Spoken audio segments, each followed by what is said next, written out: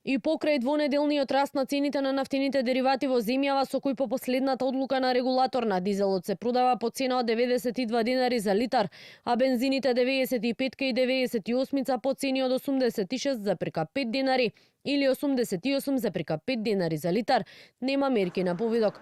Од владата и денеска посочуваат состојбата се следи, но во моментов нема основ за прогласување на кризна состојба.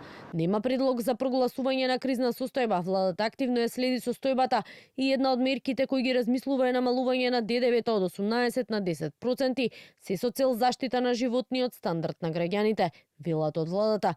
Но во кој момент размислувањето би се преточило во конкретна одлука, од владата нема одговор.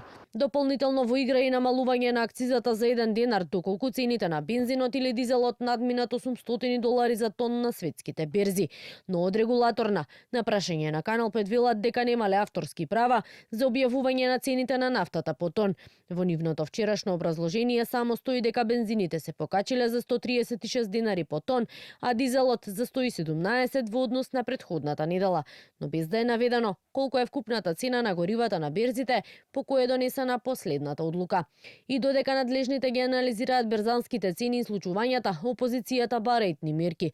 Првиот човек на СДСМ Венко Филипче најави дека веднаш до собранието ќе предложат законски измени за намалување на ДДВ-то за горивата на 5%, акцизата за 4 денари, укинување на ДДВ-то на основните прехранбени производи, како и преполовување на цените на патарините. Со новото поскапување, неделно тоа ќе ги чини граѓаните повеќе 4,5 милиони евра. Ова се мерки кои што значајно ќе олеснат животот на граѓаните сега овој период. За над 15, меѓу 15 и 20 денари ќе се намали цената на литар гориво.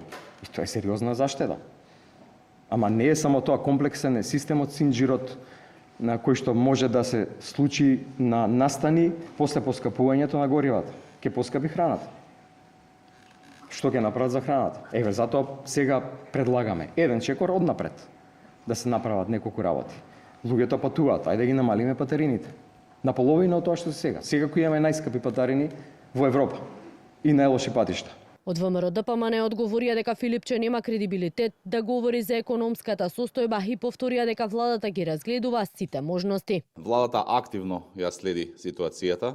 Се размислува за намалување на ДДВ од 18 на 10%, се со цел заштита на животниот стандард на граѓаните, но сепак да видиме и да оставиме владата во текот на денот да излезе со став по однос на ова прашање. Неколку мерки за заштита на стандардот на граѓаните предлагаат и од ДУИ, а бараат и разрешување на министерот за економија Бесар Дурмиши, бидејќи според нив, како надлежно министерство, тие велат немале ниту план, ниту визија како да се справат со економска криза.